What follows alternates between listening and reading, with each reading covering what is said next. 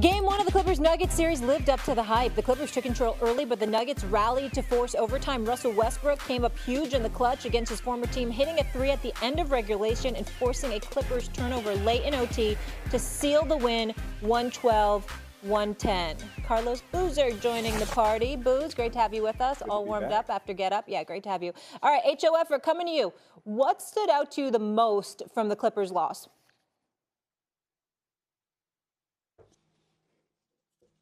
Shannon, it's you, man.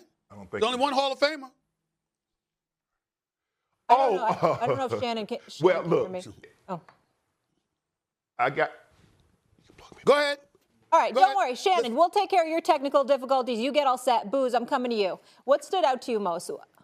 I honestly thought that they just dominated. I thought Denver did a great job having toughness. They did a phenomenal job of weathering the storm. Clippers looked great. They played great basketball, but somehow the Nuggets got it done. Jokic was outstanding.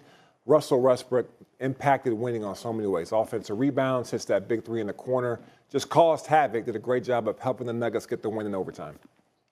Stephen A? Listen, this is the thing that bothered me. Key stat here I want to throw out to you, Carlos, because, I mean, listen, it was the Clippers' game to win. They lost it. It was right in their hands. They never turn over the ball with that level of frequency, not a Ty Lue team. Okay, defensively, they were right in the mix. Jeff Van Gundy continuing to do the outstanding job that he's been doing. Can't say enough about James Harden. He was in foul trouble, but he showed up. This wasn't one of those playoff games where he didn't show up. He showed up, okay? Norman Powell had a bad game. I know he will recover from that because that brother is just, I love me some Norman Powell. It was not a great game for him by any stretch of the imagination. I don't see that happening to him 2 games in a row. Here's, to me, what should alarm us all. Kawhi Leonard. Yeah, he scored 22 points, 60% shooting. He wasn't that big of a factor at all in the fourth quarter. And then in clutch time, this is clutch time, right? In the game 1 loss, clutch time, Kawhi Leonard, 10-plus minutes, 2 points on just 2 field goal attempts, no free throws at all with 2 turnovers. Now, is that the Kawhi Leonard you know? Is that the 2-time champion and the 2-time finals MVP? Kawhi Leonard, when it's time, when he's healthy, and it's time to show up. The brother is money. Money. I don't know what happened to him on Saturday. I couldn't believe it. I'm like, wait a minute, I expected more from this. I mean, he was a complete non-factor when it counted most.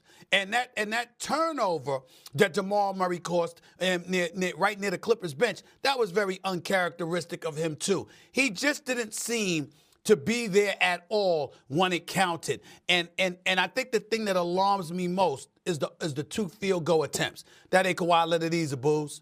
That's not Kawhi Leonard. You know when it's money time, you know Ty Lue and them going to make sure to get the ball in his hands. He just didn't have it. He just didn't have it. Stephen, and that, I want to bring me, Shannon back in here. Shay, I know you got us now. What stood out to you most from the Clippers' loss? Well, I think the Nuggets are going to have to ride the Russ roller coaster. I mean, he came in, you know, he was 6 or 17, Stephen A. from the field. He's going to make plays where you're like, Russ, what are you doing? But by the same breath, you're going to like, oh my gosh. You look at the second chance opportunities that he gave him. You look at the hustle plays that he gave him. You look at the big 3 that he hit. So you're going to have to ride that roller coaster. Stephen A., you're absolutely right. The Clippers, James Harden was sensational. Zubac was amazing. It was Kawhi, and he got up to a great start. And I'm like, Nuggets, this is not looking good because you let their 2 best players get going early. I thought James Harden got in foul trouble. I think that hurt him a little bit, Stephen A., because they weren't able to build on the momentum that they had created in the beginning. And then everything that you said was true. Kawhi Leonard in the fourth quarter, he wasn't good at all, Stephen A. The turnovers, he didn't seem aggressive, and the Nuggets got their confidence back. Russ hit a big 3. Christian Brown hit a big 3, and that was the end of the ball game. But if I'm the Clippers, Stephen A., I'll live with this. I'll live with Russ taking that shot. I got to, because I can't overhelp. And leave Jokic one-on-one, but by the same token, Jamal Murray got to go and hit some big shots late in the ball game. But you can live with Russ. If Russ is going to play like this and hit big shots, you just have to live with it. But it's going to be a roller coaster, and you just have to withstand those type of runs. I'll give you the final word. Stephen A., don't you want defense credit for the Kawhi not getting shots off in the fourth quarter for that turnover Jamal Murray did? Well, I feel like you got to give Nuggets a little bit of credit. Defensively. Well, I don't mean to take any credit away from them. Okay. And certainly they deserve credit. What I'm saying, Booze, is this. we have to take into consideration the level of expectations we have for somebody like a Kawhi Leonard. We even point to his health. I got a stat here from 2017 to 2020. This is Kawhi's numbers in the postseason. 29.3 points on a true shooting percentage of 63.3% over 60 playoff games. The brother was money, okay? Now, the situation that he's missed coming into this game, he had missed 15 of the Clippers' previous 19 playoff games due to injury. So you come back, okay, he's healthy. What we look at, and then we got to look at what he's been looking like. Since March, since the beginning of March, 25.7 points, 52% shooting from the field, 43% shooting from three-point range. The brother has been money, and the Clippers were the #1 offense in basketball over the last 21 games with Kawhi Leonard on the court. So not only do I have the past, but I have the present, how he was looking and how he was reminding us of what we had grown accustomed to seeing whenever he was healthy enough to be on the court. So even though we can give the Denver Nuggets credit, I'm not going to sit up there and go like this, oh, I'm just going to give the Nuggets credit. You deserve all the credit in the world for making Kawhi Leonard look that way. Something wasn't there for Kawhi Leonard. We've seen him go against elite defenses before. It didn't stop him. But suddenly, this Saturday, only 2 attempts in clutch time? 2 shots? No. I can't look at Denver for that. I got to look at him. You got to go get that ball, Booze. You know that. All right, I want to focus in on another moment. Shannon, I'll come to you on this. A crazy scene late in the game when Clippers assistant coach Jeff Van Gundy tried to wrestle the ball away from Jokic, who wanted to inbound the ball. You can see it right there. Shannon, what'd you think of this? God.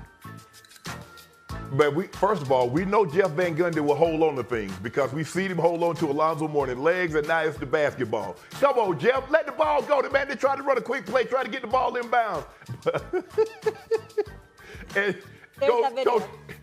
Coach is looking at, you see him got Alonzo Mourning leg. Come on, coach, man. You got to let people go, man. You got to let things that don't belong to you, you got to let it go, coach.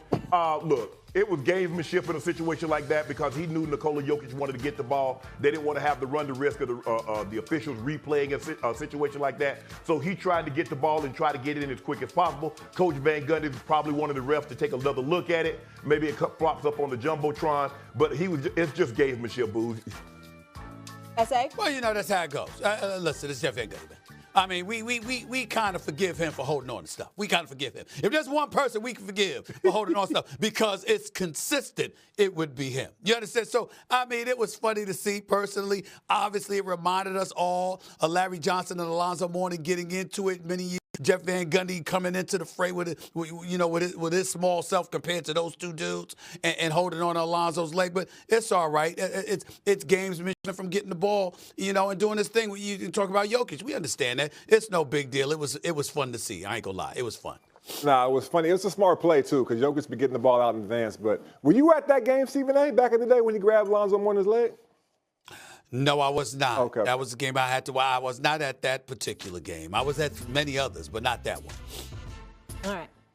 We'll keep it pushing here, guys. The Thunder reminded everyone why they are the 1 seed in the West by absolutely destroying the Grizzlies in Game 1. Despite getting a season-low points from SGA, OKC won the game by 51, the largest Game 1 victory in NBA history.